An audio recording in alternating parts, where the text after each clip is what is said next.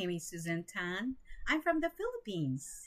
I'm a psychology professor and a teacher of English as a second language too. I've been teaching for 10 years now, 8 years in the universities and 2 years online teaching to young and adult learners. I have TESOL certificate, a bachelor's degree in psychology, and master's degree in industrial counseling. I really love teaching very much. And I believe that teaching is sharing, sharing is caring. When I teach, I see to it that my students really learn and give what is to them. I love traveling, swimming, reading, cooking, and baking.